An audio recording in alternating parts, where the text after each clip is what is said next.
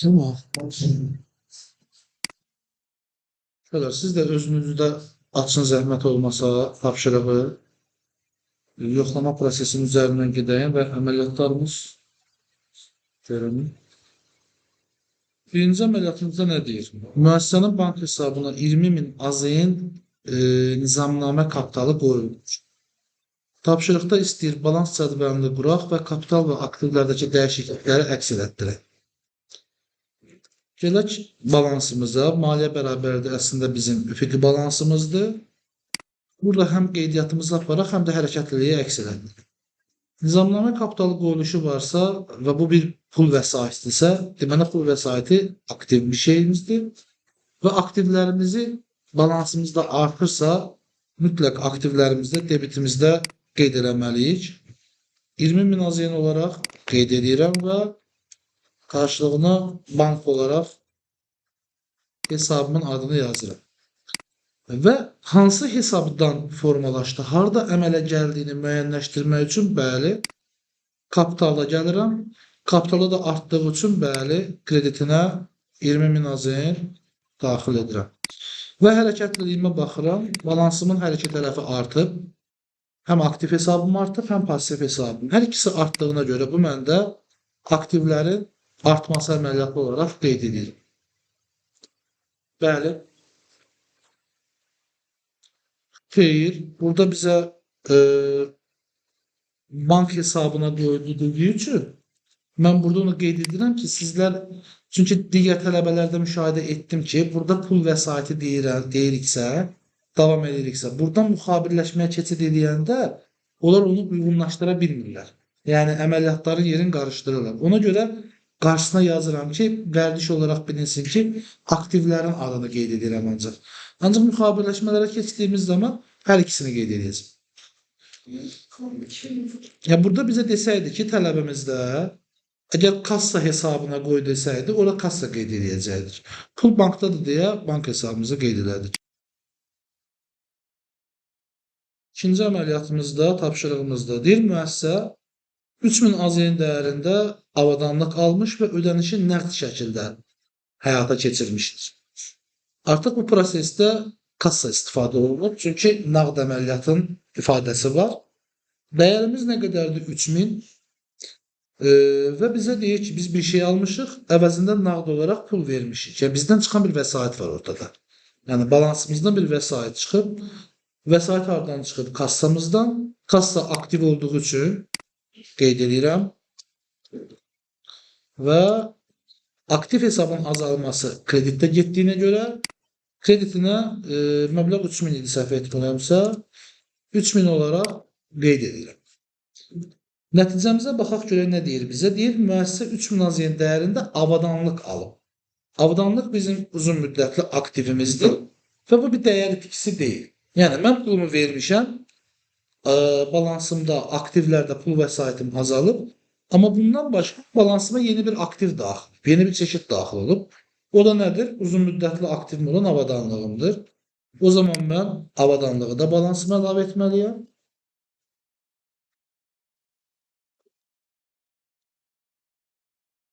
Və avadanlıq da aktiv olduğu üçün, dəyərə sahib olduğu üçün, ölçülə bildiyi üçün və yaxud da ki, üzərində nəzarətimiz olduğu üçün, bizə faydalı olduğu üçün aktiv kimi qəbul etdik və artımını debitə qeyd edirik 3000 manat. 300 manat qeyd edirik, bizdə. Və bu iki prosesi, baxın, əməliyyatı pasivdə yoxdur qeydiyyat. Biz ona görə bunun ikisini, buyurun, təşəkkür edirəm. Ona görə bu ikisini biz aktivlərin yerdəyişməsi olaraq qəbul edəcəyik. Çünki bir aktiv azalıb, əvəzində digər bir aktiv artır. Növbəti əməliyyatımız müəssisə, üzr istəyirəm, bir də bir şey dəqiqləşdirim. Bu iki suala baxdıq. İki sualda səhvi olan varsa, zəhmət olmasa səhvini bildirsin. Anladısa problem yoxdur. Yəni, nəyə görədir də, yəni, söhbət. Yox, anlamadan qaldısa o səhv saxlamayın. Deyin, ona izah verək, tam izah edək, ondan sonra növbətiyə keçək. Buyurun. Buyurun, buyurun. Salam.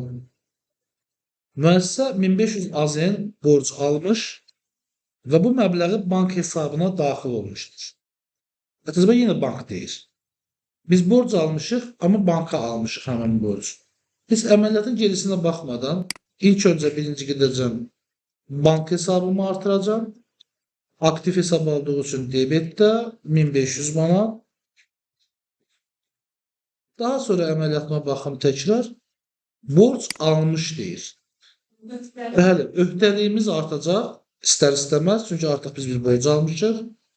Öhdəliyimizə baxaq harda artır. Kreditdədir plusumuz və 1500 manat kreditə, öhdəliyin kreditinə qeyd edirik.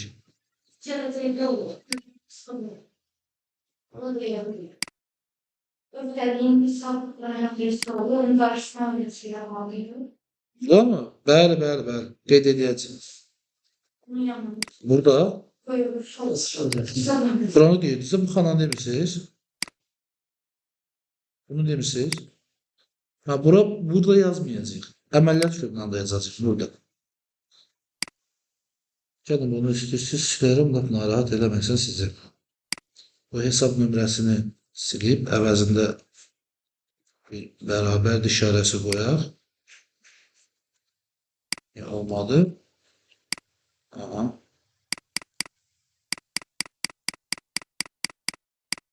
Maliyyə bərabərliyimizin bərabər hissəsi yerində olmuş olsun. 3 tapşırığımızı bitirdik. 4-cünü mənə izah edə bilərsinizmi? Şimdi mən burada nə ilə nəyi uyğunlaşdırmalıyam? Gəlin belə edək. Siz zəhmət olmasa birinci əməliyyatın aktivlərin artmasını, alt hissədəki əməliyyatlardan hansına uyğun gəldiyini deyə bilərsiniz? Aktivlərin artmasına uyğun bərabər. Tapmamısan.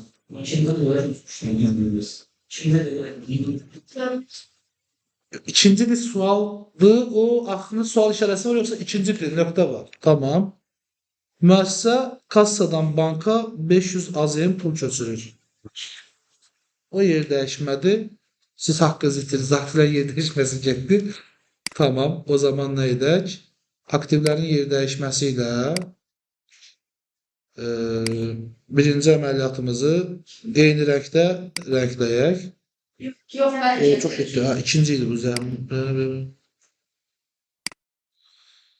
Tamam. Aktivlərin artması ilə bağlı təklifiniz varmı? İcarəyə ofis götürülür. Ləman xanım da siz necə ordadınız? Buraya. Sən də haqqını itirdin, düz qeyd eləmsən. Passivlərin yer dəyişməsidir. Buna deyək. Harada da borcu götürüm? Ha. Gəlin indi passivlərin yer dəyişməsi ilə bağlı azca müzakirə edək. Biz passivlərin yer dəyişməsi nəyə demişdik? Aktivdə heç bir hərəkəti olmamalıdır. İki hesabın ikisi də passivdə olmalıdır. Bu əməliyyatda müəssisə icarəyə ofis götürdüyü zaman müəssisənin icarəyə görə bir borcu əmələ gəlir. İcarədara, düzdürmü? Yəni öhdəliyi artır. Bunun qarşılığında aktivində bir şey artmır axı. Sadəcə həmin ay üçün icarə xərci artır. Yəni həm borc artır, həm xərc artır. Bunların hər ikisi balansımızda passivdə yerləşir. Həm xərc hissəsi, həm də ki öhdəlik olan borc hissəsi. Ona görə biz buna passivin yer dəyişməsi deyilir. Doğrudur. Doğrudur. Aha.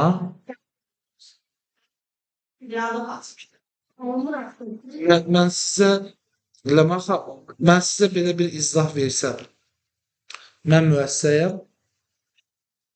Yox, onun üçün olmalıdır zaten. Sual olmasa izah olmur. Mən müəssisəyəm, bir müəssisə rəhbəriyəm. Siz isə obyekt sahibisiz. Və mən sizdən obyekti icarəyə götürmək istəyirəm. Gəlirəm, 3 aylıq ödənişini də öncədən verirəm və yaxud deyirəm sonra hesablaşarıq və sizdən obyektinizi icarəyə götürürəm. Bir müqavilə bağlayırıq və götürdüm. Mənim üçün baş verən nə oldu? Mənim sizə aylıq bir borc öhdəliyim yarandı. Müəssisəm üçün də aylıq bir sizə ödədiyim rəqəm bir xərc olaraq yarandı. Mənim bu aktivimi necə artıra bilərdi? Əgər sizdən götürdüyüm obyekt mənim olardısa, yəni mülkiyyət sahibi mən olaramsa, siz düşünün, birinə icarəyə bir obyekt və yaxud da bir ev mənzil vermisiniz. O mənzili ona bağışlamamısınız ki, yəni onun mülkiyyətini ötürməmisiniz.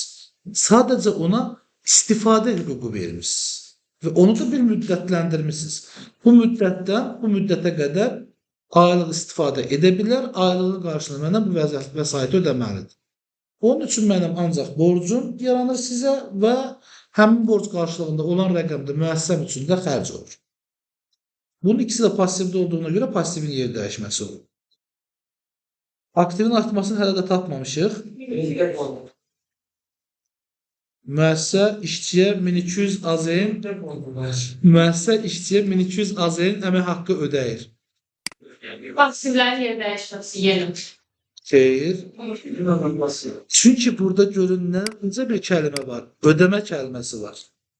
Mən 1200 manat ödəyirəmsə, gərək balansımda buradan baxaraq da 1200 azəri pul ödəməklə işə götürüb ona o pulu təyin eləmək eynidir, yoxsa bugün onu soruşur? Xeyr. Pulu ödəyirsə, deməli artıq bunu öncəki zamanda işə götürüb. Yəni ödəmədən bir gün qabaq da olsa, bəli, xərcdə var artıq bu. Pulu ödəyirsə, bu sadəcə borcunu ödəyir. Ümumiyyətlə ödəmə gördüksə xərc edir. Xeyr, əsla, onu eləməyin. Bir dənə onu eləməyin. Bax, gördünüz o dediyim mövzuda mı? Xanıma da onu izah edirdim, tipik həmin versiyadır. Ödəmə gördük, nasıl xərcə qeyd eləməliyik? Birinci baxaq, bu nəyi ödəmişik, neynəmişik də elə. Baxın, gəlin həmin şərtin üzərindən gedək. Bəli, müəssisə işçiyə 1200 AZN əmək haqqı ödəyir deyirsə, deməli işçini ayın əvvəlində, ortasında, bir tarixdə bir yerdə işə götürüb, ona passivin yer dəyişməsi əməliyyatını verib, yəni əmək haqqı borcunu artırıb, eyni zamanda əmək haqqı xərcini də artırıb. Gəlib ay bitib, bütün əməliyyat yekunlaşıb, işçiyə borcunu ödəməlidir. Neyniyəcək? Pulundan azalacaq, işçinin öhdəliyindən də azaldacaq. Bəli, bu olacaq aktivin azalması əməliyyatı. Burada nümunə kimi yazıram, siləcəm təzədənlər. Deyək ki, kassada, misal üçün deyirəm, 1200 manat pul azalacaq, gələcək əmək haqqı öhdəliyinin debitinə. Əmək haqqı öhdəliyinin debitinə də 1200 idi. 1200 manat qeyd ediləcək. Baxın, pasiv tərəfdə azalır debitdə rəqəm və aktiv tərəfdə də kreditdə azalır. Yəni, balansın hər iki tərəfi eyni məbləğdə azalması getdi. Biz aktivin azalması əməliyyatında nə demişdik? Bir əməliyyatın nəticəsində balansımızın həm aktivi, həm də passivdəki hesablarında azalma varsa, bu aktivin azalması əməliyyatıdır. Nümunə kimi yazdığımı silirəm, amma rekordumuzda mövcuddur. Və gəlirəm, bu əməliyyata da işarələyirəm, amma başqa rənglə. Deyək ki, yaşıl olsun. Və aktivin azalması əməliyyatını da eyni rəng üçün rəngləyək. Aktivin artmasına bir dənə nə qaldı? Müəssisə kreditor borcunu 2000 AZN ödəyir. Bəli, düz deyirsiniz. Burada aktivin artması əməliyyatı yox imiş. Bu da aktivin azalması. Bəli, bu da aktivin azalması əməliyyatıdır və yaşıl rəngdə işarələdik. İndi buradakı manipulyasiyanı görməyinizi istəyirəm. Əslində, çox güman ki, bu suala doğru cavablandıra bilərsiniz. Sadəcə sizi çaşdıran hansı mövzu? 4 dənə əməliyyat var, daha doğrusu 4 dənə də nəticəliliyi var. İlla ki, bunların hamısı bir-birinə uyğun olmaq məcburiyyətlidir. Və siz onu o cür algıladığınız üçün istər-istəməz doğru tapdığınız cavabın belə əksini axtarmışsınız. Hər zaman sualda şərtin nə istədiyinə diqqət etməlisiniz. Şərtlər bizdə nədir? Şərtlər sizin rəhbərin tapşırıqları, sizin qarşıdolunuzun, masanızın üzərində olan sənədlər, baş vermiş əməliyyatların nəticəsidir şərtlər. Şərt nə tələb edirsə, o tələbə riayət etmək lazımdır. Sizin əməliyyatın nəticəsindən nə meydana çıxdı? Aktivlərin artması ilə bağlı əməliyyat müəssisədə icra olunmayıb ümumiyyətlə. Sualın doğrusu da zaten bunu tapmaqdır. Bu əməliyyatların hamısını özünə uyğunlaşdırın. Növbəti əməliyyatımıza baxaq. Hesabların debet və kredit tərəflərini müəyyənləşdirmək üçün tapşırığımızdır bu. Aşağıdakı əməliyyatlar üzrə debet və kredit tərəfi müəyyən edin. Baxın, birinci sətr üçün maliyyə bərabərliyini açacaq sizə. Amma ikinci sətirdə açmadan deyim görüm alınarmı? Cəhd edib tapa bilərik. Müəssisə binazeyn kommunal xərc çəkir. Bizim xərcimiz azalır. Artıq öhdəlik mövzusundan çıxıb. Şərtə diqqət edib, rus dilində bu dəstədə bitər olacaqları. Kommunal xərcimiz yüksək. İki müəssisə kommunal xərcləri səmin kütümal verədir.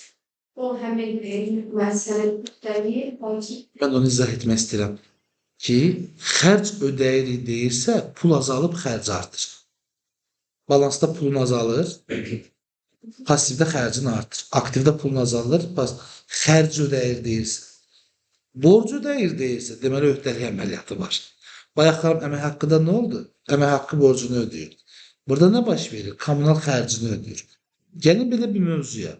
Əgər mənə elektron qaymə kəsilibsə, hesab faktura verilibsə Azərenerji tərəfindən, mən deməli bunu hesablamaq üçün bir şəraitim yaradım. Birinci xərcimi hesablayıram, ona nisbətdə də borcumu da hesablayıram və passivin yer dəyişməsi əmələ gəlir.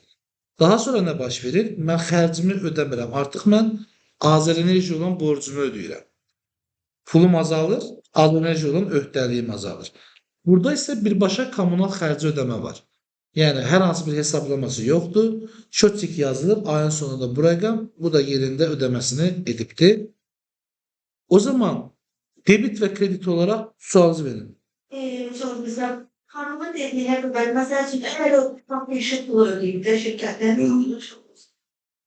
onda o ödəyib bitirəndən sonra onun öhdəliyi və xərci azalmış olur. Xərci tutmuş olur. Xərci Öhdəlik yoxdur ortada. Öhdəlik yoxdur. Birbaşa ödəmələrdə öhdəlik olmur axı. Siz öz evinizdən düşünün. İşıq pulu nə zaman bilirsiniz siz? Sizə çeki gətirəndə ki, qapının arasına qoyub gedirlər də deyək ki, bu qədər ödəməlisən. Siz onda bilirsiniz və ödənişi eləyəndə elə həmin gündə və yaxud yəni hesablama prosesini sən apara bilmirsənsə, öhdəliyi necə yaradasan ki, öhdəlik sənə anında sürpriz formatında gəlir. Öhdəliklə bir yerdə xərclə gəlir. Artıq o xərclə formalaşır. Baxırsan o xərci ayın sonunda gözləyə bilmirsən. o sürpriz kimi gələn xərcdir. Bəli, gəldi, ödədin. Qabaqcadan bildiklərini mütləq hesablamalısan. Onlara borcunu yaratmalısan. O borcun miqdarında da xərcini artırıb gözləməlisən. Bəli, tamamilə düzdür. Aktivlərin azalması olur. Xərcində kredit. Debiti də artıracaqsın.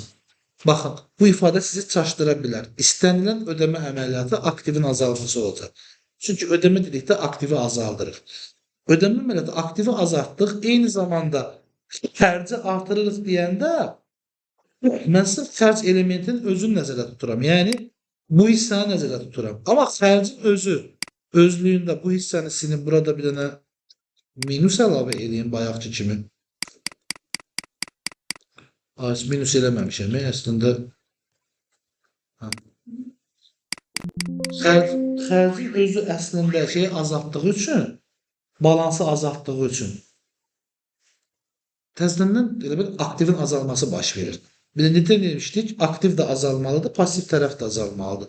Sən xərci burada artıranda 1000 yazanda pasiv bölüm azalır axı 1000 qədər. Onu nəzərdə tutur əslində. İndi burada əsas sualımızın tərəfinə gedək. Deyil üzrə debit və kredit tərəfləri müəyyən edin.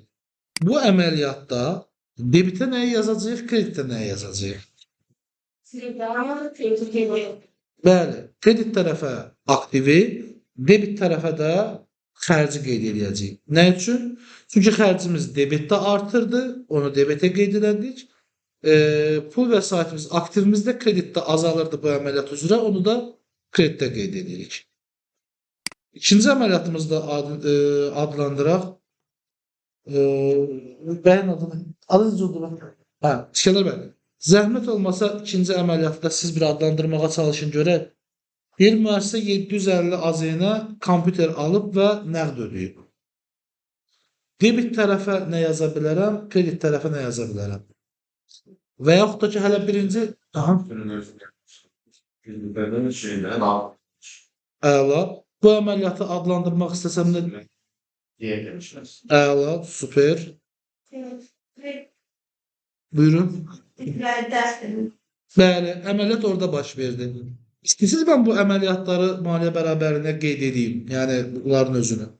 Müəssisə Minaziyyən kommunal xərc çəkibsə, mənim kassam artıq azalıb 1000 manat. Eyni zamanda xərcim də artıb 1000 manat. Və əməliyyat olub məndə aktivlərin azalması.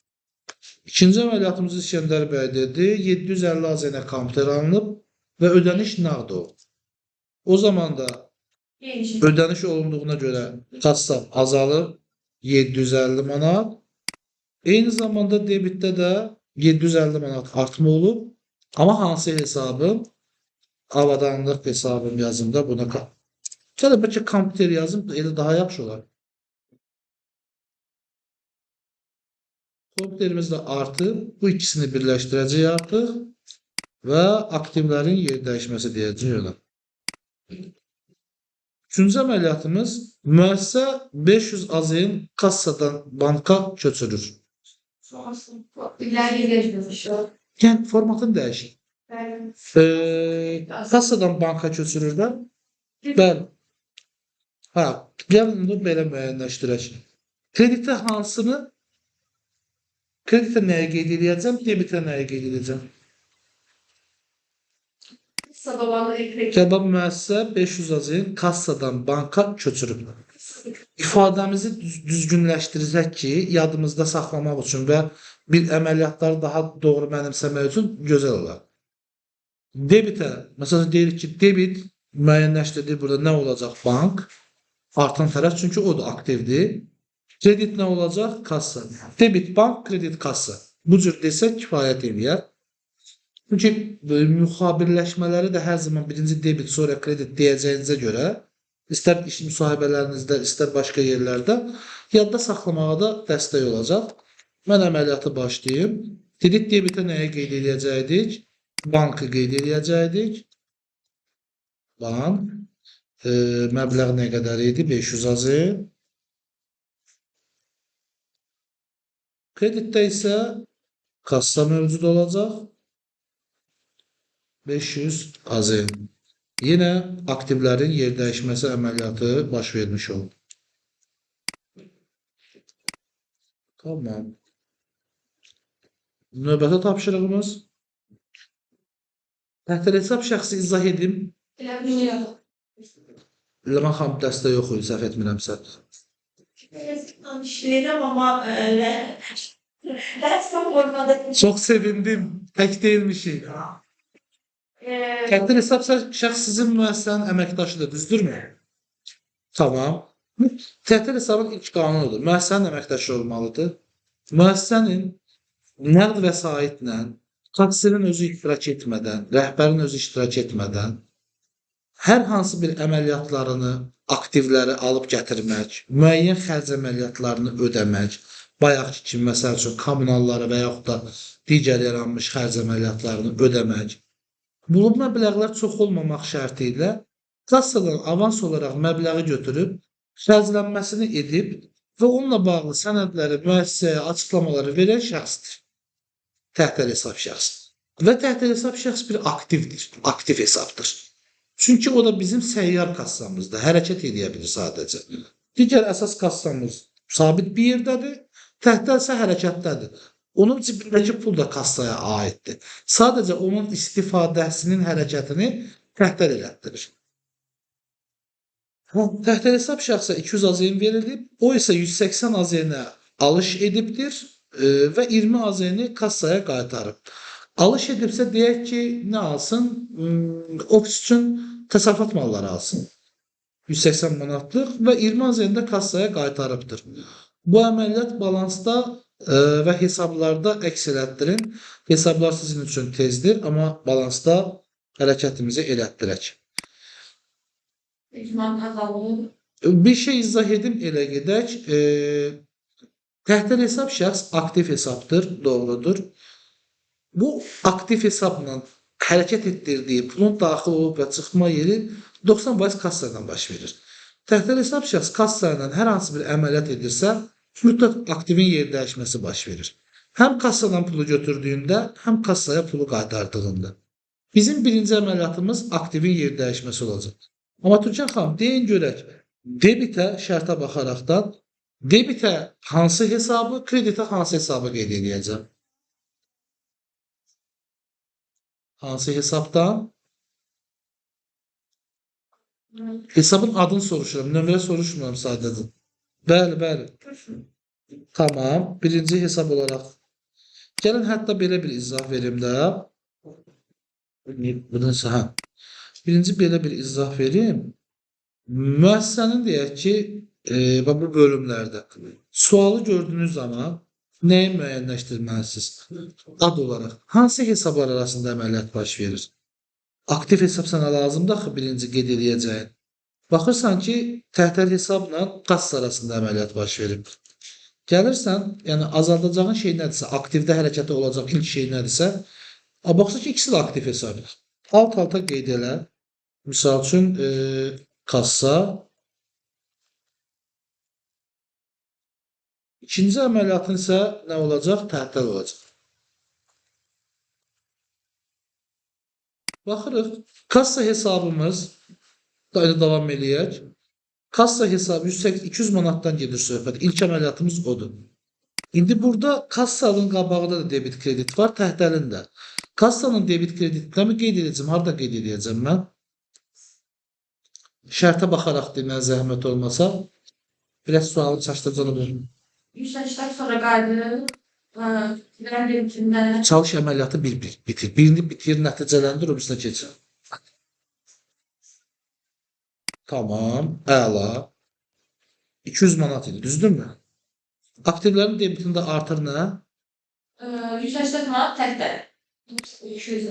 Ortada 20 manatı kim apardı? 200'dür. Bəli, 200'dür. Biraz tələsdi. Yəni, aktivlərin yer dəyişməsi baş verdi. Kasser pulu verdi, təhtəl də pulu qəbul etdi. Kassada pul azaldı, təhtəlin cibində artdı. Ümumi pul vəsaitimiz nə qədərdir? Yine həmin cəmdədir. Aktivlərimizin yer dəyişməsini elətdirdik. Mənim hər dəfə yazmağa ehtiyac varmı bilmirəm. Mən özüm qeyd edirəm ki, ola bilər ki, səhv yerdə qeyd edirəm. İkinci əməliyyatımız nədir bəs? Təxtəl 180 manat aktivlərin debitində artır. Çünki alıb gətirir. Və qalır da yenə. Bəli, bizdədir. Doğru məntiqdəsən. Bayaqlarım siz gəlməmişdən, Türkan xanım biraz tez gəlmişdi. Xərc əməliyyatını izah edirdim. Dedim, xərc bizdə olan heç bir şey xərc deyil. Nəyi almışıqsa, o hələ bizdədirsə, nəzarəti bizdədirsə, onu xərcə qeyd eləməyəcək. Bu nə olur olsun. Hətta belə bir izah verdim. Dedim ki, ilkdən günorta çıxmışsınız nahar fasiləsinə, düşdünüz restorana, yediniz yeməyinizi, o xərcdir. Amma yuxarı otağa qaydanda bir dənə də meyvə şirəsi aldınız, deyək ki, yuxarıda içərəm və liftdən qalxdınız yuxarıya. Su hələ sizdədir, hələ xərc deyil. Nə zaman onu içməyə başlayacaqsınız, o zaman xərcə gedirdik. Xərcin təyinatı bu deməkdir. İstifadə etdik, xərc olacaq. Bu ən əsası aktivlərlə bağlıdır. İndi burada nə baş verir? Bayaq dediyi kimi 180 manatlıq ofis təsərrüfat malları alıb da, nə deyək? Ofis, bəli. 180 manat ofis ləvazimatların artdı deyək ki, və bunun ödəməsi hardan getdi? Kimdən aldım? Necə aldım? Nəqdimi aldım? Təhtəl aldı bunu mənim üçün. Mən təzədən kassadan pul verməliyəmmi? Xeyr. Təhtələ pulu vermişəm də. Və təhtəl hesabı kreditdə 180-200 oldu. 180 manat azalmasını gerçəkləşdirirəm. Aktivin yerini dəyişdirirəm. Növbəti əməliyyat nə baş verir? Kısa 20 manat artır. Bəli. 20 manat artdı. Kimin hesabına artdı bu? Kim artırdı onu? Şübhələnir də deməyən. Bəli, təhtəlin hesabını artdı. Təhtəl özündə qalan 20 manatı verməsəydi, kassa arta bilərdimi? Xeyr. Ona görə nəyin hesabını artırmışıqsa, kimin hesabını artırmışıqsa, onu qeyd edirik. Həmin hesab oyun. həmin hesabı azaldırıq. İndi bir müşahidə ilə gedək etdiyimiz əməliyyatlara hələ ki. Təhdərlə bağlı bizim proses başladı harda? Kassamız bu əməliyyatımız komple təhdərin öz əməliyyatıdır. Deyək ki, belə bir rəng verək. Birinci, kassa vəsaitimiz azaldı, nəqd vəsaitimiz.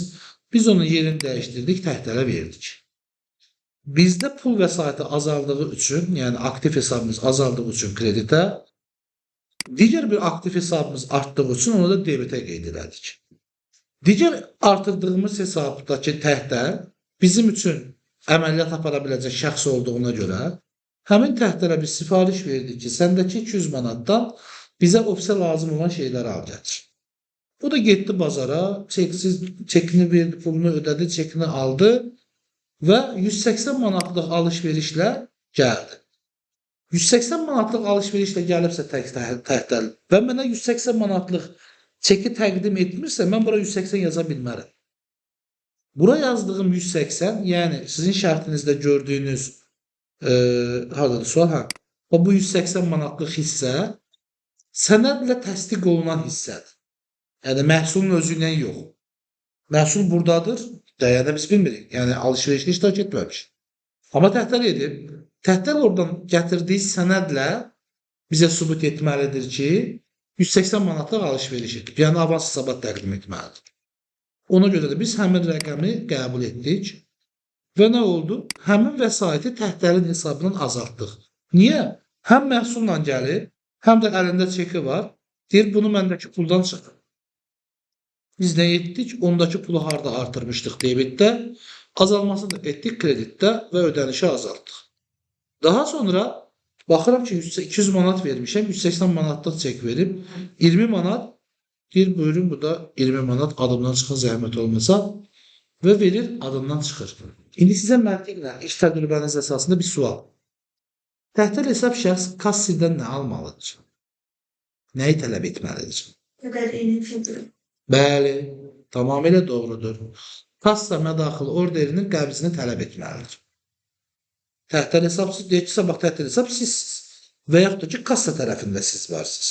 Siz kassa mədaxil orderinin qəbzini təhdərə verməlisiniz. Siz vermədiyiniz halda təhdər də onu sizdən tələb etmək məcburiyyəti var. Çünki sabahları mən kassada götürərəm 20-ni özümə, deyək ki, çıxardar şeytan məni yoldan, 20-ni götürərəm özümə və kassa məxaric orderini, daha doğrusu qəbzi əməliyyatı silərəm, qəbzi də ləğvə verərəm, bitirərəm. İndi hər müəssisə olsa ciddi hesabat blankı olaraq qəbz vermir ki. Yəni Excel-dən çıxan sənədlərimiz var, proqram təminatından çıxan sənədlərimiz var. O zaman nə olacaq? Biri digərinin haqqına girmiş olacaq. Və yaxud da siz xəzinədarsınız, təhdərin elə bir əməliyyatı var. Sizə pulu verməyib, belə deyək, sizə pulu veribdir, sənədi tələb edibdir, alıbdır sənədi, amma daha doğrusu ala bilməyibdir sənədi. Təhdər hesab şəxs sabahları vəsaiti daha artıq verdiyini, mən məsəl üçün 50 manat qaytarmışam dediyi zaman, siz necə sübut edə biləcəksiniz ki, 50 manat qaytarmayıb? Siz uzaqbaşı sistemdəki əməliyyatınızın qeydiyyatını göstərəcəksiniz və çekinizi göstərəcəksiniz. Düzdürmü? Təhdər edəcək ki, mənim imzalı varmı? İmzalı məxaricim var. Mədaxilim varmı? Mənim çekimdə bir təsdiqim varmı? Onun üçün təhdər hesab şəxs siz olsanız da, kassirdə siz olsanız, siz verin çekinizi və nümunəsində də imzalını özünüzdə saxlayın. Yəni kimdən aldım deyə. Çünki sabahları problemlər sizdən uzaq olsun. Növbəti əməliyyatımız. Baxdıq mı buna? 7. Müəssisənin aktivləri 25.000 AZN, öhdəlikləri 10.000 AZN-dir. Kapitalı hesablayın, maliyyə bərabərliyini yazın. Baxın, bunun çox gözəl bir qaydası var. Burada səsi dayandıracağım, bir hesablama edəcəm ondan sonra. Həmin qeyd etdiyi dediyi əməliyyatı maliyyə bərabərliyimizə qeyd etsək, biz aktivlərdə istəsiniz qalıq debitdə olmalıdır, 25.000 idi, düzdürmü? 25.000 qeyd edib, öhdəliklərdə qalıq kreditdə qalmalıdır, ora 10.000 qeyd eləyəcəyik və kapitalı soruşur bizdən nə qədərdir? İstər-istəməz bu bərabərliyi qorumaq üçün Nə 10.000 üzərinə necə bir rəqəm gəlməliyəm ki, 25.000 etsin, onu tapmalıyam. Bəli. 15.000 gəldi. Baxın, hal-hazırdakı durumu sizə belə izah edə bilərəm. 15.000 buradadır. Bu elementləri öhdəliyi bütün hesab bölümlərinə ayırsanız, aktivi, uzun müddətli, qısa müddətli, pul vəsaiti, ehtiyatlar, ambar, mal deyə parçalasanız, gəliri, əsas gəlir fəaliyyətindən gəlir, sayılı əməliyyat gəliri, faiz gəliri deyə parçalasanız, xərcləri də yenə bölüşdürsəz formalarını, yenə də altına həmin rəqəmləri qeyd etmək məcburiyyətindəsiniz. Və tənliyin sadəcə necə deyim, miqdarlarını artırırız, dəyişənlərini artırırız. Amma yenə də həmin tənlik sadəcə burada bərabərdən sonraki nəticəni sol tərəfə yazmışıq. Çevirin bu üzrə yenə həmin əməliyyat. Yəni biz axı vərdiş eləmişik tənliyi soldan sağa doğru hesablamağa. Yəni fikrinizi qarışdırarsa əgər, yəni əməliyyatı tərs düz edin, cüzi effekti edin əməliyyatı geçsin. Nümunəmi silirəm. Tapşırıq 8-də nəyimiz var? Müəssisənin aktivləri 40.000 AZN, öhdəlikləri 15.000 AZN, gəliri 5.000, xərci isə 2.000 AZN-dir. Dividendi Mevzu 1000 AZN-dir. Buyurun gəlsin suallar. Burada cevap vermeyeyim. Ama dividend bana çarpmıyor. Niye Linux geldi? Çünkü dividend şirketin temiz geldi. Ben aksiye sakladığıma göre geldi. Ben orada niye? Sən kimsən? Ben aksiyen saklayıyorum. Dividend de şirket, ben dividend. O pulcu benimdir. Orada niye Linux getmelidir? Bax, sən sahibkarsan da düzdür. Sahibkar olduğun üçün dividend götürürsən də. Dividendi nədən götürürsən geri? Çünkü aksiyalar benden. Şirket. Aksiyalar səndə olduğuna görə sən müəssisədən vəsait götürürsən, düzdürmü? Vəsaiti götürəndə müəssisədə o bayaq izah elədiyin hissə var idi, təmiz gəlirli. Təmiz gəliri biz harda qeyd edirik əməliyyat olaraq? Yəni təmiz gəlir nəyin nəticəsidir? Yani, Doğrudur, yəni mənfəət. Gəlirdən xərci çıxanda nəticə nəyi artırır? Yəni çıxdın, müsbət bir rəqəm əmələ gəldi, düzdür? O müsbət rəqəmi biz nəyin üzərinə əlavə edirik? Yəni bu maliyyə bərabərliyində. Kapitalı. Kapital plus gəlir minus xərc demirdik. Gəlirdən xərc çıxırdı, yerdə qalan yenə gəlirdədir də, düzdürmü? O da kapitalın üzərinə gəlir də. Deməli sən götürdüyün vəsait kapitaldan götürdüyün vəsait. Sən kapitaldan bir şey götürürsənsə, istər-istəməz kapital azalıraq. İndi bilin dividend niyə görə kapital azaldır? Yəni azalmadadır. Burada minusdan qeyd ediliyor onu. Dividend ümumiyyətlə müəssisədə mənfəətdən də götürülmür ha yəni. Mənfəətdən, mənfəət vergisi çıxılandan sonra, amortizasiyalar çıxılandan sonra və yaxud da ki, sair xərclər deyim ona mən, sahibkarın müəssisəyə yaratdığı xərclər var və yaxud da ki, müəssisənin özünün kommersiya məqsədi ilə çəkmədiyi xərclər var. Deyək ki, siz tanınız bir müəssisənin işçisiniz, xanımlara 8 manat hədiyyəsi verib, hərəsinə 700 manatlıq, nə bilim, bəyəndikləri bir ətirə hədiyyə edibdilər. 10 dənə xanım var, 7000 manat etdi. Bu müəssisənin xərcidirmi? Xeyr. O ətirlər mənim gəlir əldə etməyimdə iştirak etmədilər ki. Xanımlar o ətiri istifadə edərkən gündə 15 əməliyyat işləyirdilər, birdən-birə 500 əməliyyat işləmədilər ki, və yaxud da 15 əməliyyat qalxıb 30 əməliyyat olmadı ki, mən oradan gəlir əldə edirəm. İzah etmək formam bunadır. Yəni, mənim xərcim, mənim gəlirimin əldə olunması üçün çəkilməlidir. O tipli xərclər də çıxılandan sonra, həmin o vergi çıxılandan sonraki dəyərdə yerdə qalanın adı olub bölüşdürülməmiş mənfəət. Niyə bölüşdürülməmişdir? Çünki müəssisənin, İskəndər demişəm, aksiya sahibləri bir neçə nəfər ola bilər, bir nəfər də ola bilər. Müəssisənin sahibkarları o rəqəmi öz aralarında bölməlidirlər əslində. Amma necə? Müəssisənin qərarından sonra. Müəssisə həmin bölüşdürülməmiş məbləğdə qalan pulları onunla bağlı qərar verir ki, mən bunun 50%-ni müəssisədə saxlayacağam. Mənim məsəl üçün gələcək ilə, gələcək aya, gələcək 6 aylıq dövrə, yəni dövrə özü təyin edir də. Planım var, yeni bir nə bilim, maşın alacağım şirkətə, deyək ki. Onu təsislərə vermir. Təsislər yerdə qalan hissə var hansı ki, növbəti 50% və yaxud da 60% və yaxud da 30% nə qalırsa, onu öz aralarında bölüşdürüb götürürlər. O götürdükləri zaman onlardan 10%'lik dividend vergisi tutur. Kim? Müəssisə. Müəssisə tutur o pulu, ödür dövlətə. Niyə? Deyir ki, mənim bir aksiya sahibim var İskəndər. O bu müəssisədən gəlir əldə elədi sahibkar olaraq. Mən ona pul ödəyəcəm. Bu da onun 10%'lik vergisini ki, mənə tapşırmışdın İqtisadiyyat Nazirliyi. Mən həmin pulu tutdum və sənə ödəyirəm. Sənə əgər 10.000 manat dividend ödəməliyəmsə, o sənə 9.000 olaraq ödəyirəm. 1000 manatın dividend kimi kəsirəm, amma özümü saxlaya bilmərəm. Onu ödəyirəm dövlətə. Sən 9.000 manat dividendi artıq gəlir kimi əldə edirsən və mənim müəssisəmin kapitalındansa 10.000 manat azaltmış olursan. Ona görə o azalmada qalır. Dividenddə yazdığım zaman tam rəqəmi yazmalıyam. Bunu zəhmət olmasa İskəndər dediyi kimi sizlərdə bir hesab. Nəticən nə oldu? 0 mı yoxsa yox? Ben sonuncu öğretmenim. Dividenddir. Müəssisənin aktivlərini mən də qeyd edirəm. 40.000 manat. Öhdəliklərinə 15.000 manat.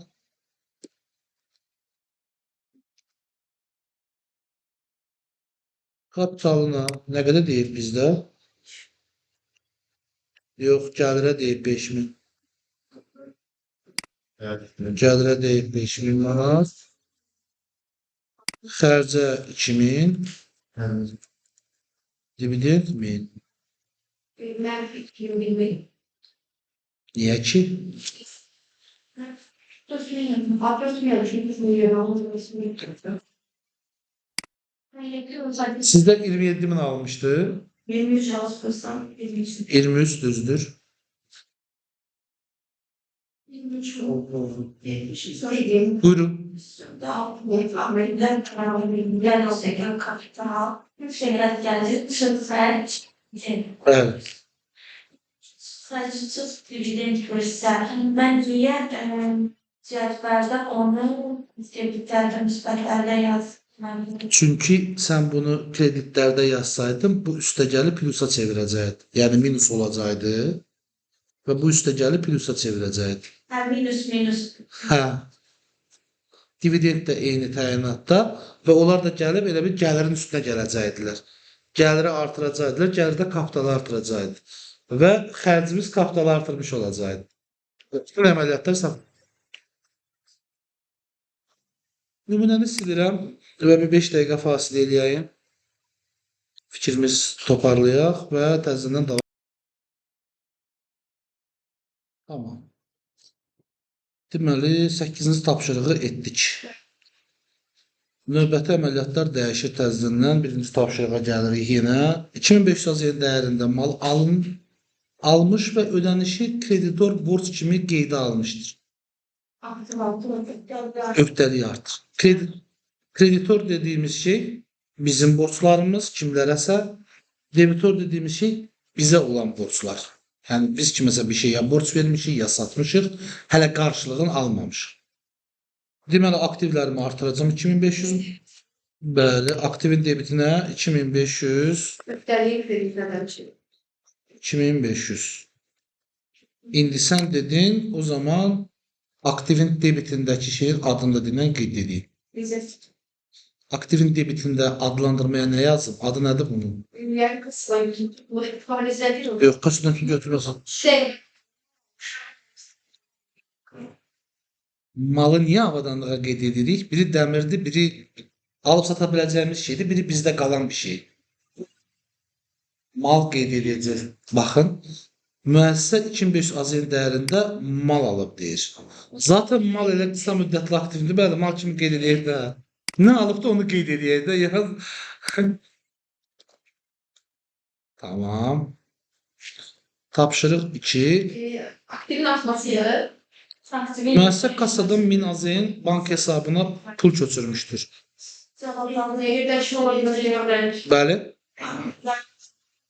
Bir de şu. Bircə dəqiqə. Ona siz cavab verin. Zəhmət olmasa. Yox, bir dənə Ləman xanımdan alaq cavabı. Hə.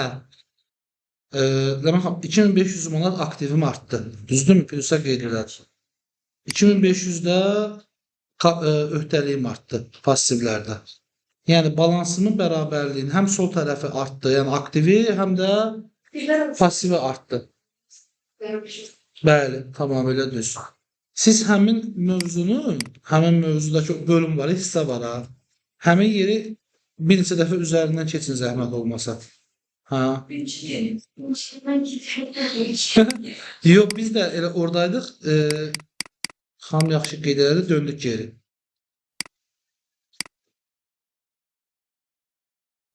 Bizim əməliyyatımız birdən çox olar, biraz artırır. Tamam. İkinci əməliyyatımız 1000 AZN bank hesabından pul köçürülübdür kassadan. Bəli. Bir dəqiqə. Kassa, münazir, kredi, tarafa, Müəssisə 1200 AZN əmək haqqı ödəmişdir. Aha, necə qeyd edəcəm, nədir bu? Əməliyyat necə bir əməliyyatdır? Müəssisə 1200 AZN əmək haqqı ödəmişdir. Bəli. Hansı ikinci əməliyyat? Ha, ne o birisi? Ha, dəqiq, o özü cavablandırsın. Aktivin azaldı, düz. Aktiv azalan, bəli. Sən məncə orada əlavə bir sual verməlisən, amma vermirsən. Yox. Bax, bu nüansda səndə fikri çaşdıran bir şey var. Bax, bu sırf ödəmə əməliyyatında. Sən onun doğru sualını formalaşdırıb vermən lazımdır. Yəni, səni çaşdıran şey nədirsə, həmin nüansı de bizə, onun üzərində bir 5 dəqiqəmizi ayıraq, onu həll edək. Bilək ki, bunu həll etdik. Yok aslında. Öyle bir şey yok. İspatlarla araştırdık. Böyle güzel. Yox, ona görə demirəm. Nə mənada deyirəm? Bax, aktivimdən mən bir şey ödədim. Ödəyəndə mən onun təyinatını axtarmağa başlamalıyam. Düzdür, ödənin işi bilirəm. Bax, sənin kimi net deyə bilirəm ki, mənim pulum azaldı. Bu bəllidir. Bu azalan pulum çıxdı kassadan, bu havada da əlimdə. Bunu hara qoyacam mən?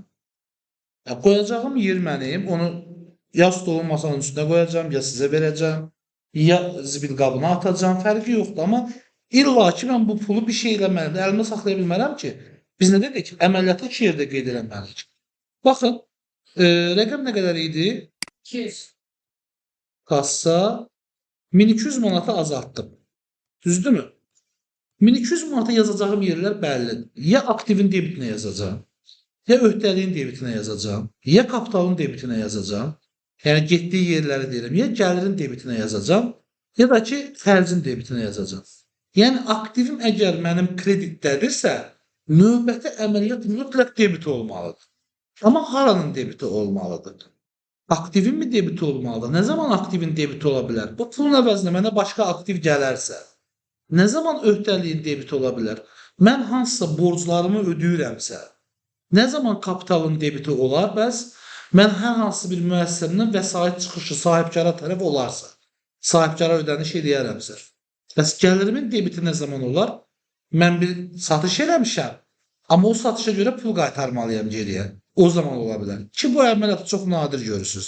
Yəni, bu qeyri-rəsmi də var. Rəsmi də necə formalaşdırılır, bilmirəm. Yəni, ola bilər onu müqavilə şərtinə əlavə edəsiniz, ola bilər. Necə faizlə biz geri ödənişə girirsə və yaxud Pul gələndən sonradır o, yoxsa necə? yəni Onun əməliyyatı, biraz fərqli olur. verirsə bir maksatla çıxsa, o ödəniş edəndən sonra Bəli, bu gəliri azalması deməkdir. debiti sayılır. Bəli, gəlir harda azalır debitdə. Ondan sonra yerdə nəyimiz qalır müəyyənləşdirməyə? Xərcin debiti və dividendin debiti. Bu əməliyyatda əmək haqqı ödədin deyir. Burada borcunu biz görmürük axı. Yəni bizdən qabaq bunu hesablayıblar da. Əmək haqqı bircə dəqiqə əmək haqqı ödənmişdir. Əmək haqqı xərci ödənmişdir demir. Yəni əmək haqqı mövzusu varsa, bunu bir dəfəlik yadda saxlayaq. Deməli həmişə passivin yer dəyişməsi olub deməkdir. Çünki əmək haqqını birbaşa ödəmək olmur. Birbaşa ödənilən şey işçiliklə bağlı, o xidmət haqqıdır. Kimsə gəlib sənə müəssisənin işçisi deyil, Gəlib ofisimin divarlarını rəngləyib, nə bilim, pulumu düzəldib, kombini düzəldib, kondisioneri təmir edib və təmirdən elədiyi anda pulunu ödəmirsən, çıxıb gedibdir. Sən ona borclu qala bilməzsən. Düzdürmü?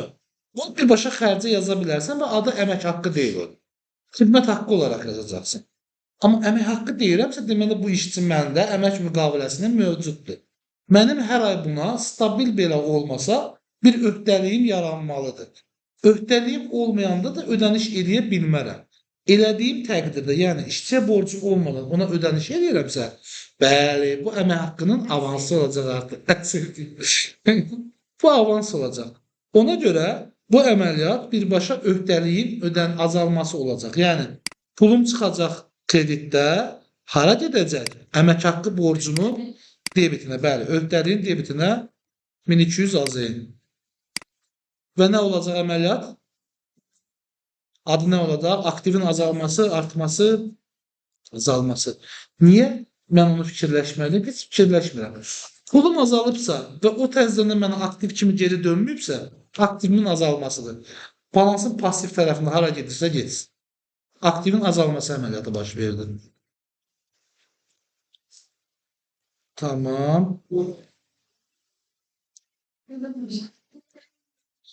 1200 AZN əmək haqqı ödəmişdir.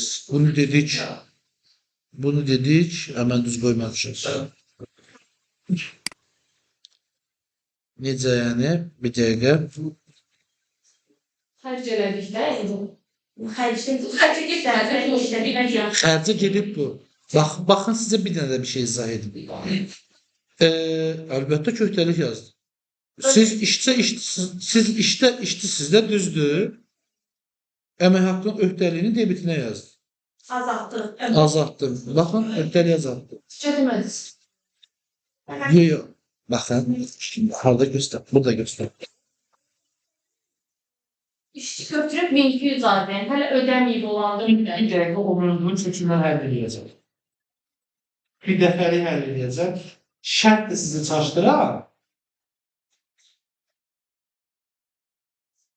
Baxın, hamınız bir müəssisədə işçiyə olmuşsunuz ya da işçisiz, düzdür.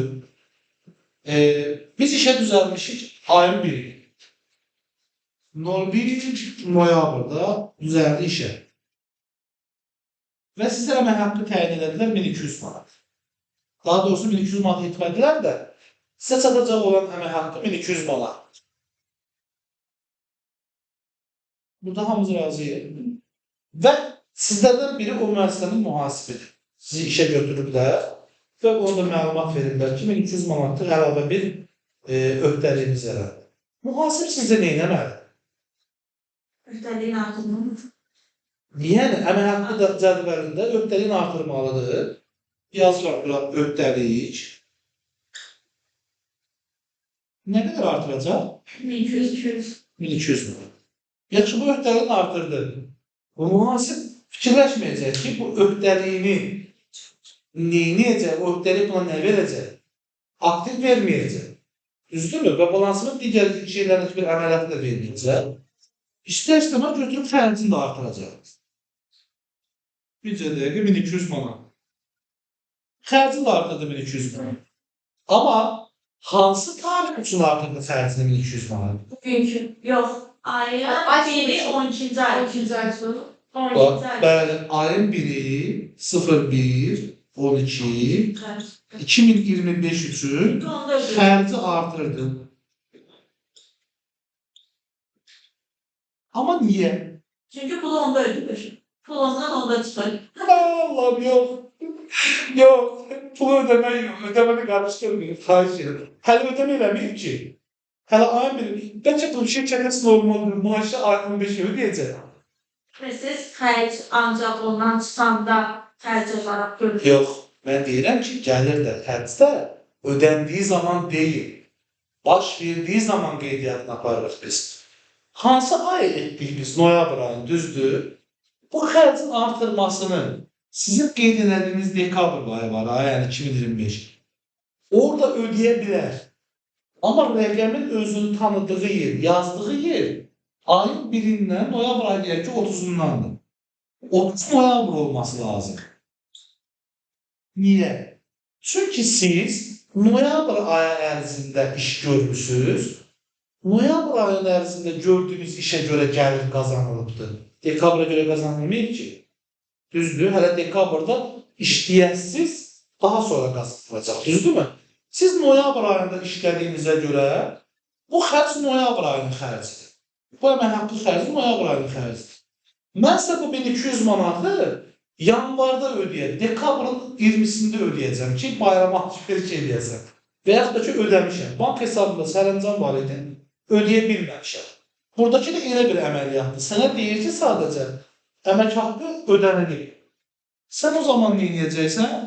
Öhdəliyi azaldacaqsan. Xərcini artıracaq. Bəli, 1200 manat xərcini yapsan. Bu öhdəli nəyin hesabına azaldı? Neynədin ki, bu öhdəliyi azaldısan? Hayır, Ödədin, bəli. Və pulun azalacaq sənin. 1200 manat.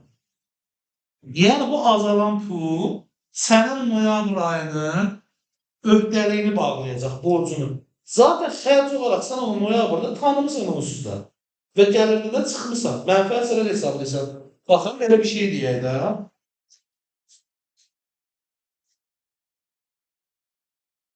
Deyək ki, biz mənfəət sənə hesablamaq istəyirik. Aylıq satışımızı deyir. Mən noyabr ayında öhdəliyim. Satışımız olur 150.000 manat. Bir dənə də 0. Satışımızın xərcliyə sizin günündə deyək hələ. Xərclərimiz olur 50.000 manat. Xərclərimizi parçalayıram. İcarə olur 4.000. Əmək haqqı olur 16.000. Sonra nə olsun? Əməliyyat xərcləri. Əməliyyat xərcləri olsun 15.000. Nə qədər qaldı? Yerdə bizə 20, 15, 35, 15.000 qaldı. 5.000 manat olsun. Nə olsun 5.000 manat? Yanacaq xərci olsun. Kanunlarının 5.000 manat. Bəli, kommunal olsun 2.000 manat.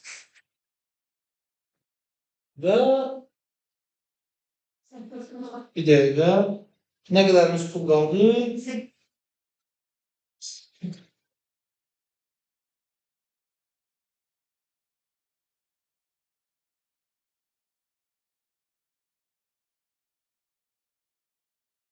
Xərclərimizin cəmi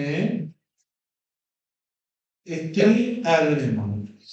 Mən mənfəət zərərimi hesablayanda, yəni həmin ayını bağlayanda, ümumi gəlirindən, satışından çıxmalıyam xərclərimin cəmini, düzdürmü? Mən hələ ödəmədiyim əmək haqqını 1200 hələ ödəməmişəm, misal üçün. Çıxmayacam ki, xərcimlər. Çıxmalıyam ya, çünki yəni onu deməyə çalışır. Mən onu xərcdən çıxacaq və yaxud da əməliyyat xərclərim 15.000-dir. Bunun 10.000-ni ödəmişəm, 5.000 hələ ödəməmişəm. Çıxmayacam ki, çıxacam. Niyə? Çünki o xərci noyabr ayında çıxır. Sosial əyləncə. Vergi çoxuna görə çıxır. Yəni, vergidə mənfəət vergisindən azalda bilmirik bu rəqəm. Amma xərc olaraq, yəni ya sahibkardan, ya özümüzdən də, yəni. Sosial əyləncə doğru əməliyyat deyilmir. Sonra təzən sonra fikriniz qarışacaq. Peşmansını heç çəkməyək. Onun əvəzinə nə xərci gibi nə yoram. kanalda toplam tutmalar. Avadanlıq xərc ola bilməz. Telefon. O da xərc ola bilməz. Deyək, digər xərclər deyək də buna da. Yəni şirkətin verdiyi nahar xərc sayılır. Əmək haqqı əlavə edilirsə, bəli. Edilmirsə, yox. O siyasətə qoymaq lazımdır sadəcə ki, yemək xərci kimi qeyd eləməlisən, amma əmək haqqının üzərinə əlavə eləməlisən. Əmək haqqı kimi sənə hesablanmalıdır, o sənə gəlir tanınmalıdır. Yəni, ondan da DSM-ə pul ödəməlisən, gəlir vergisinə pul ödəməlisən ki, o müəssisədə xərc ola bilsin. Və norma var da, o normalda aşmaması lazımdır. Yəni sizə belə dedi, bir öğün üçün hardasa 3-4 manat civarında, maksimum 5 manat civarında pul verər bilər. Müdür insaflı olub sənə 10 manat verə bilməz də, yəni ki, yemək saymaq, sən yemək yeyəsən, onu müdürü bundan çıxırır. Yəni ümumən bölüşdürülmüş mənfəətdən çıxırır. Yəni mənim əmək haqqı xərcim hansı ay üçün yaranıbsa, o aya qeyd edirəm. İcarə. Noyabr ayının icarəsinin pulunu mən ola bilərmi ki, dekabr ayından bir yerdə ödəyəm? Olar da düzdür. O zaman mən neyim? 8.000'i götürüm dekabr ayının xərcinə tanıyayım. Axı doğru deyil. Onun 4.000'i noyabrda başlayır.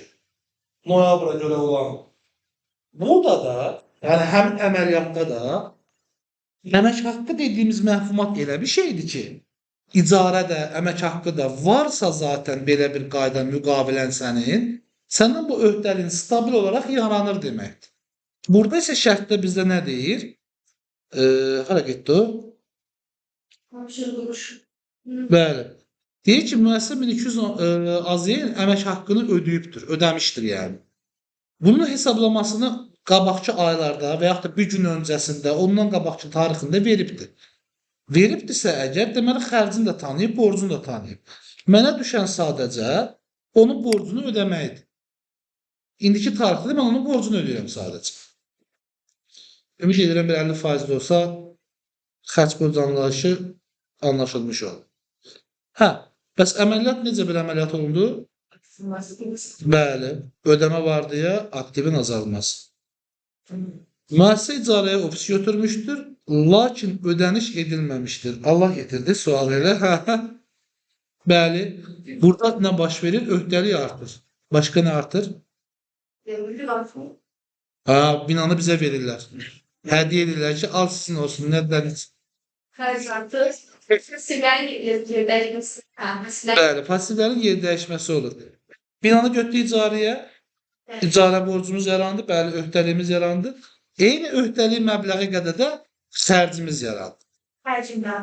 Bəli, xərcim də artır. Hansı ayın xərcim? Hansı ay icarəyə götürdümsə, neçə gündürsə o ayın xərci. Ödəməni də ki, nə zaman edəcəmsə edəcəm yəni. İkisi də artır və hansı tərəfdədir? Bax, bir dəqiqə. Öhdəlik yer dəyişməsidir. Bax, passivdə öhdəlik artıb, passivdə yenə xərc artıb. Aktivdə bir şey baş verməyib ki, passiv hesablar bayaqki onun xabirləşmə sualı kimi bir-birləri ilə əlaqədə olublar. Hə? Yaxşı anladım, bir oldu. Pasivlərin artırıcı nə edə bilir? Elə bir şey yoxdur. Passivlər o zaman arta bilir ki, aktivlərdən ona dəstək olsun və yaxud da ki, passivin özü yaranmış olsun. Yəni, öhdəlik yaranmış olsun, formalaşmış olsun. Öhdəlik sözü ümumiyyətən ödənməmiş xərc deməkdir. Xərci əgər ödəməmisənsə, yəni anında ödəməmisənsə, xərc var, amma onun pulu ödənilməyibdir. Xərclənməyibdir, belə deyim, sizin dilinizdə desək. O zaman deməli borc da var. Müəssisə nəqd şəkildə 1800 AZN avadanlıq almışdır. Bu əməliyyat balansda necə təsnif edərsiniz? 1800. Gələyin yerdə ödəməsi artır. Tamam, artıra bilək bu öhdəliyi. Şərtə baxaq. Müəssisə nəqd şəkildə 1800 yer dəyişməsidir. Müəssisə nəqd şəkildə 1800 AZN bəli, avadanlıq alıb. Mənim niyə kiməsə borcum yaransın ki, almışam, da vermişəm. 1800 manatlıq o aldığın avadanlıq necə oldu? Məntiqən deyiləm. Səndədirsə, xərc deyil. Yolda gələndə əlindən düşdü, sındısa, xərc də artıq. Yəni, istifadəyə yarası versə düşsə, xərcdir. Əgər aldığın şey, bayaq dediyim kimi, səndədirsə, deməli, sənin mülkiyyətindir. Sadəcə pulun formatını dəyişib. Tamam, belə, baxın. Pulumuz nağd edir də, düzdür? Pulumuz kassadan çıxdı. Kassanın kreditinə, yəni aktivin kreditinə. Nə qədərdir rəqəm? 1800 manat. Çıxan pul niyə indi? Pul əlimizdə. Nə aldıq biz? Tamam, avadanlığı gətirib kapitala xərcə gəlirə yazmayacaq ki. Aktivə yazacaq yenə 1800. Adını da qoyacağıq avadanlıq. Və iki aktiv arasında əməliyyat olduğu üçün bayaq passivin yer dəyişməsində kimi aktivlərin yer dəyişməsidir. Bax, passivlə bağlı bir dənə əməliyyat var cəmi, o da passivin yer dəyişməsidir.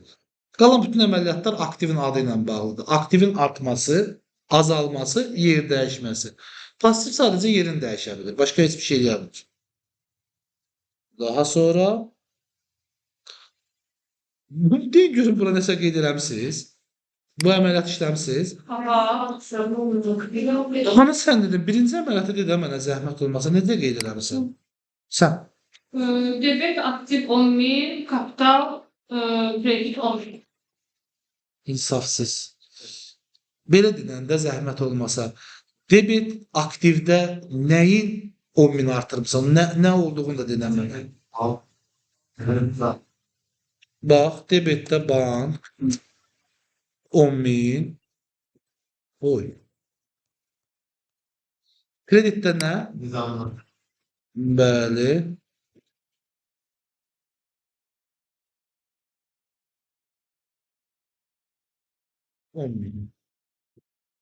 İndi ikinci tapşırığı da deyin.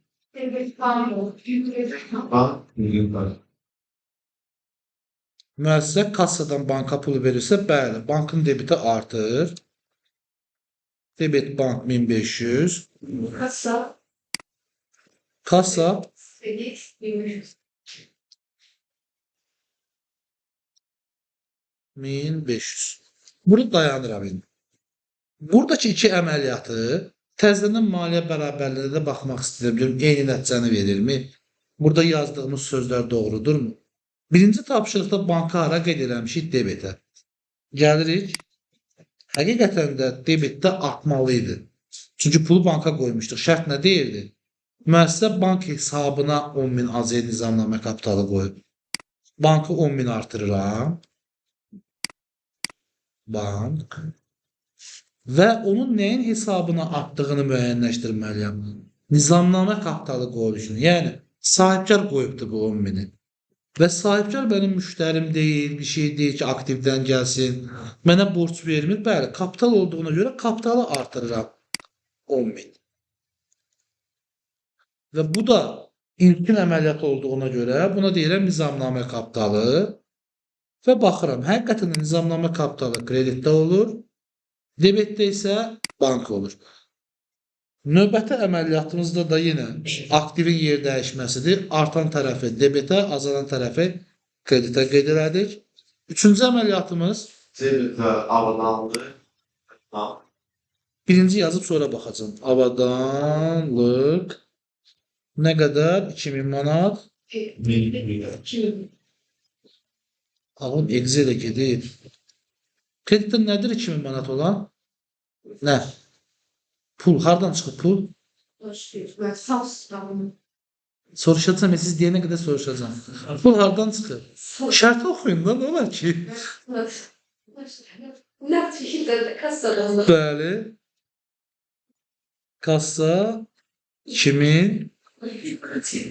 Pul hardan çıxıbsa oranı da azaltdıq. Haranı artırdısa onu da azalt. Yəni aktivin yer dəyişməsi. 1200 AZ-nin əmək haqqı ödənmişdir. Yenə əmək haqqıya gəldi keçək sənə. Debitə nəyə yazım, kreditə nəyə yazım? Debitə Azalan şey nədirsə, nədir azalan? Əmək haqqı azalacaq, borcu azalacaq da. Baxıram burada. Əmək haqqı bir öhdəlik olduğu üçün azalanda hara qeyd edəcəm? Debitə.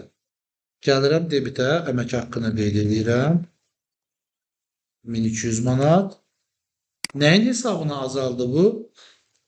Şərtdə nə deyir? Ödənişimin, düzdürmü? Ödənilmişdir. İstər bank, istər kassa. Əgər ödənişdə kassa sözü görmürsünüzsə və ya nəqd ifadəsi yoxdursa, hər zaman bank seçin. Çünki Azərbaycan inşallah arzularımızdır. Çox yaxın illərdə ümumiyyətlə bu nəqdən canını qurtaracaq da yəni. Ondan sonra bəlkə də nəsə bir şey baş verə bilər. Tamam, 5-ci əməliyyatımız. Müəssisə kreditor təşkilatdan 3000 AZ borc almışdır və bu məbləğ bank hesabına daxil olmuşdur. Nə? Debitdən nə? Debit Adın denir, nə artır? Şimdi sonra çaşıra. Bak aktivlərin debit artır düz deyirsən. Amma artan şey nədir? Bankdır, kassadır. Bank. Müəssisə kredit təşkilatdan 3000 az yen borc almışdır Əgər və bu məbləğ bank hesabına daxil olmuşdur. Debitdə qeyd edirik bank öhdəlik də kredidən 3000. Bəli, öhdəliyə də nəyin kreditini yazacağam? Nə deyə bilərəm ona mən? Pulu mənə verən kimdir? kreditor Bəli, kreditorlarımdır, tədarükçülərim ola bilər, bank ola bilər, istənilən bir bankın adını deyə bilərsən. Buna belə deyək də, qısa müddətli rəqəm balacadır da, qısa müddətli kreditor borc deyək. Qısa müddətdə kreditor borcum da artıb. Yəni 1 ildən qısa müddətdə yəqin ki 1 ilə 3000 manat ödəyə bilərəm da. 3000 manat. Tamam. Müəssisə 500 AZN kommunal xərc çəkmişdir. Ödəniş kassadan edilmişdir. Kommunal kredi kası. Kommunal bizim nəyimizdir? Xərc olsun. Bəli, yazıram xərc. Debit xərc 500 manat. Kreditdə nə idi? Bəli. Kassa 500 manat. Burada bir ara verəcəm. Mini bir izah, təkrar davam edəcəm. Çəkilən xərclər var da, hansı ki belə bu cür ödənilən xərclər və yaxud da hesablanan xərclər. Ümumiyyətlə çox az bir qrupda təsnifləşdirilir. Bir inzibati deyirik, ikinciyə kommersiya deyirik, üçüncüyə isə sair əməliyyat xərcləri deyirik. 4 çox az istifadə olunandır, onlara da maliyyə xərcləri deyirik. İnzibati xərc dediklərimiz ofis üçün nəzərdə tutulan, idarə etmə heyəti üçün nəzərdə tutulan xərclərdir. Onların əməkləri, icarələri, sürdüyü nəqliyyatların amortizasiyaları, otduqları binanın amortizasiyası görə özünündürsə və yaxud da ki, əmək haqqları, əmək haqqına tutulan, daha doğrusu əmək haqqına görə ödənilən DSMF-lər və digər xərclər, amma idarə etməklə bağlı. Onların hamısına biz inzibati xərc deyirik. Kommersiya xərcləri isə satışla bağlı baş vermiş xərclərə deyirik. Eyni tipli ola bilərlər. Orada da əmək haqqı ola bilər, DSMF-si ola bilər, icarəsi ola bilər. Deyək ki, müəssisənin həm baş ofisi var, həm də mağazaları var. Araz Marketin anbarı da var, baş ofisi də var. Binanın altında mağazası da var. Mağazasının icarəsini kommersiya xərcinə, baş ofisinin icarəsini isə inzibati xərcinə silir. Maliyyə xərcləri dediyimiz şeylər isə daha az məhdud şeylərdir. Nələr var orada? Faiz xərcləri var. Məzənnədən əmələ gələn xərclər var, konvertasiyadan, yəni pulun dəyişməsindən əmələ gələn xərclər var. Bu tipli xərcləri orada toplayırıq. Bir də bu 4 dənə qrupu aid edə bilmədiyimiz, amma baş vermiş, yaranmış xərclərimiz var. Onlara da sair xərclər deyirik, yəni sair əməliyyat xərcləri deyirik onlara da. Cəmi 5 dənə qrupda sinifləndiririk və altlarını çeşidləyə bilərik. İndi gəlirəm həmin çeşidləməyə. İskəndərin dediyi kimi yazıram kommunal. Amma əvvəlində xərc sözü olmalıdır.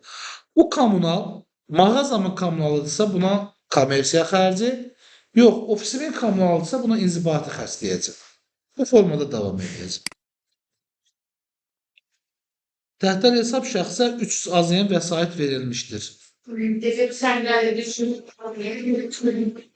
Nə olar? Cümləni tam de. Bayaq dediğin kimi toparla de. Debit uçulan zemin. Tamam. Debitə 300 az. Sən dediyin kimi qeyd edəcəm. Gör necə görünür. 300 az yen aktivləri debitə yazdım. Benim kredite şu zararlı programı hiçbir şey almadığı için orada orada kalmış bir zararlı da farklı. Hemşinin aktifler yerine geçmesi de bu. Baxın. Ben harcamamayı sayıyorum. Bax mən bunu deyək ki, buradan görünmür də, silinibdir. Yəni bu əməliyyat burada deyil. 2 dəqiqə. Her Yeni də bilmədim ya. Mən hardan başa düşəcək bilsin ki, sənin müəssisənin qeydiyyatını yoxlayan şəxs. Debit kredit 300 kredit. Bilsən milyonlarla əməliyyat var, ola bilər. Amma nədir? Kreditə təhdər demək istəyirsən? Tamam, kreditə Yo yo. Kredi kredinin sebebi Türkan başa düşsün deyə kreditə təhdəri qeyd etdim. Yo tehtarınız lütfen gelip bakın. Hə? Təhdər azalmayıb baxın. Hələ təhdər alma mərhələsindədir. Ona görə debitdəki 300 təhdərə aiddir. Kredi. Bəli, kreditdəki 300 isə kassaya aid. əməliyyat formada hansı azaldısa kreditində o getdi. 8-ci tapşırıq. Debet ləvazimatla kreditlərin təkrar misal. Debit ləvazimat. Razısınız uşaqlar? Ləvazimat. Artıq enerjim tükənmək üzrədir deyə. Nə qədər edibdir? Bu 250 manat. Yazıya belə çətinlik çəkirəm. Tamam. Kredit. Nə olacaqdı kredit? Kredit Kasarima. təkrar misal. Yo, debet əlimat qaka. Dəftər. 200. Bəli. Ondan sonra siz 50-ni verə bilərsiniz. 50 necə olacaq? Necə olacaq? 50 necə olacaq? Bir dəftər Kredit əvvəlini. Nə olar bu cümlələr belə gəlsin həmişə çox xahiş edirəm. Bu tempdə gəlsə növbəti dərsimiz əməliyyat jurnalında rahat-rahat bala-bala, xırda-xırda da olsa əməliyyatlarımızı apara bilərik. Və mən qalıqları hesablanmağı istəsə gedə bilərəm sizdən. burada bir suallar dinləyirəm. O nədir? Hələləri Onu saxlayağın, ümumiyyətlə kağızı atmayın. Mənim də yadımda saxlayın. Sizə bilirəm. O biraz ağır əməliyyatdır. Siz onu bir neçə dəfə təkrar edirsiniz. Ayrı-ayrı mövzularda. Mən bugün sizə zaten sizin bu həftənin son dərsi deyil də, 6-cı gündə dərsimiz var, düzdürmü? Mən sizə bir material göndərəcəm. Sadəcə oxuyacaqsınız. Başqa heç bir əməliyyat eləməyəcəksiniz. Çalışmalarımız üzərində səhvləriniz olan yerləri edəcəksiniz və bir də köhnə bütün əməliyyatlarımıza baxacaqsınız. Nələr ki etmişsiniz, onları təkrar edirsiniz və oxuyursunuz. Başqa da heç bir şey və müzakirə edirsiniz. Sadəcə materialı oxuyacaqsınız. Mən 6-cı gün həmin materialı sizə izah edəcəm dərs kimi mövzulara üzərindən gedəcəyik. Onu keçəndən sonra buradakı sənə çaşdıran əməliyyatların 50%-dən yuxarısı çaşqınlıq yoxa çıxacaq, yəni olmayacaq. Çünki o bəzi şeylər belədir, sualların içərisində elə əməliyyatlar var ki, biz hələ onunla bağlı danışmırıq. Sadəcə hələ nə artdı, nə azaldı o mövzulardayıq. Hanım dediğinden ayrılmışım. Hansı da? Hələ yazmamışam hələ onu. Budur. 28'e ayrıldığımızda ki. Aha. Yox, 8-ə aidi 50 manatı, hə. 50 manat nə idi? Sizə lazım olan əməliyyat idi. 50 manat kassaya qaytarılmış məbləğdə axı. Soruşdum ki, rəqəmi olmadan. Bu necə qeyd olunacaq? Gəlin elə burada edim də. Tamam. Debet. Bir dənə də kredit, bir də düzəldim də ikinci əməliyyat əlimizdə deyil. Tamam. Dedim 50 manat necə olacaq da, yəni necə qeyd edəcəyik? Baxdı və dedi ki 50 manat kassaya qayıtdığına görə kassa artacaq. Debitdə kassa. Kreditdə də hardan qayıtdı onu dedi ki kreditdə təhtə. Biz də doğrudan da debitdə kassa artdığına görə kassa yazırıq və 50 manatı qeyd edirik. Kreditdə isə neydi? Təhtəli hesabı. Bəli, azaltdıq. Yalnız aktiv hesabda və kapitalı azaldan hesablarda. Bax, bayaq sənin oxuduğun cümlə var idi. Həmin cümlənin tam yeridir. Lazım olduğu yer. İzah üçün deyirəm. Yalnız aktiv hesablarda və kapitalı azaldan hesablarda, yəni elementin hesablarında dediyin cümlə tamamilə birəbir keçərlidir. Yəni, debit artdığı hissələri, kredit isə azaldığı yerləri qeyd eləmək üçün var. Bu nümunəni anla, bəli, bu eyni həmin nümunə. Sağ olmayı Kapitalı azalmasına yox. Bəli, aktivin artmasına bəli. Bunlar yer dəyişmə əməliyyatı olduğuna görə aktivin həm artır, həm azalır. Aktivin həm artıb, həm azaldığı üçün sənin dediyin cümlə birəbir keçərlidir. Bütün aktiv hesablar üçün. 9-cu sual. Müəssisə icarəyə ofis götürmüşdür. Minazeyn ödəniş edilməmişdir. Bu bayaqların belə bir şey var idi. Kredi. Öhdəlik yazım. Bəlkə icarə öhdəlik yazım. Bilmem. Yani öhdəliyim anlatılır. Aha, 1000 manat. Doğru.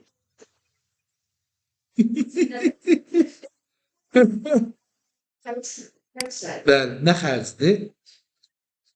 İcarət. Bəli. 1000 manat. Tamam. Tapşırıq inventarizasiya zamanı kassada 400 AZN əksik gəlmə aşkar olunmuşdur. Və bu məbləğ maddi məsul şəxsin əmək haqqısından tutulmuşdur. Buyurun. Burada mənim kredi bu aktivlərdirsə əgər krediti Şərtə bir də bax. Deyir ki, kassadan 400 AZN əksik gəlir. tutulmuş. Ben burada heç etmirəm də aktivlərin yerləşməsi olur.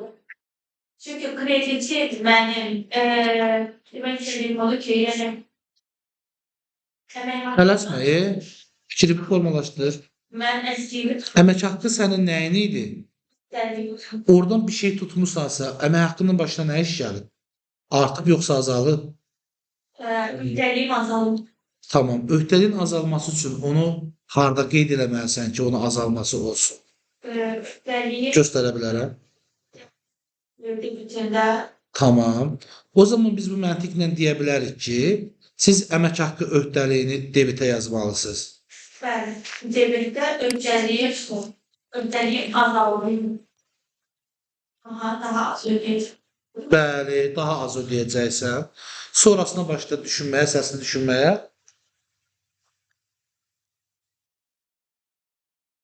Bu əksik gələn pulu oradan tutdun.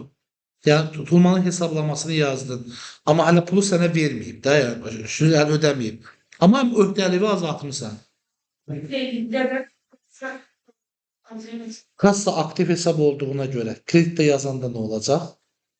İstər-istəməz azalacaq. Məntiqinə uyğun gəlmədi axı. Tac da azaldı. Nəyi? Sizə burada şərtdə deyilmi ki, kassaya pul ödənilib? Var elə bir şey. Xərcim dönmüş lazım. Hansı xərci tutursan da əmək haqqıda? Heç dənə kəlmə var, onu axtarıb görüb kimdən gələcək. Müəssisə olaraq düşünün ha. Müəssisə olaraq düşünün. Yox, aktiv zaten azalıbdır. Axtarıb gedib baxmışıq ki, kassada kassir pulun 400'ü yox eləyib yəni. Bəli, kapitalın Bəli, kapitalın krediti. Bəli. Kapitalda kapitalın artıb. Yəni mənfəətliliyi formular. Sənin axı pulun əksik gələndə kapitalın azalmışdı, durduq yerə təyinatı yox idi. İki tərəfli əməliyyat deyildi də, yəni. Sadəcə baxdın ki, kassada pul yoxdur, müəyyənləşdirdin. Kassanı azaldanda o əməliyyat olur sənin zərərin. Düzdürmü? İndi pulu təmin etməyə yeri tapdın axı, bayaq qurduğun cümlə var idi. İşçinin maaşından azaltdım. Ona daha az pul ödəyəcəm. Daha az ödədiyim pul müəssisədə təkrar kapitalı bərpa eləməyəcək yerinə. Düzdürmü? Burada yazıram sizin əvəzinizdən mənfəət və zərərin krediti 400 manat. Bu hesabın adı iki dənədir. Mənfəət və zərər. Zərər debitə yazanda bu mənfəət zərər hesabatını kapitalın azalır. Kreditə yazanda kapitalın artır. Bu sayılır. Əməliyyat mı? Gəlin burada qeyd edək. Öhdəliyimizin nəyinə qeyd elədik rəqəmi? Öhdəliyi debitə qeyd eləmişik. Debitdə 400 manat idi də. Kapitalda hara qeyd eləmişik? Kreditə. Bəli. Harda müəyyənləşdirdik? Aktivə sözcükdən yaxın əlaqəsi yoxdur. Dediğim, yanıtımız olsaydı, mənfəət və zərər bir də deyim. Mənfəət və zərər hesabatını bayaq mənfəət hesabladıq da burada. Gəlirimizdən xərcimizi çıxdıq. Alınan cavaba biz mənfəət deyirik. Əgər müsbətdirsə.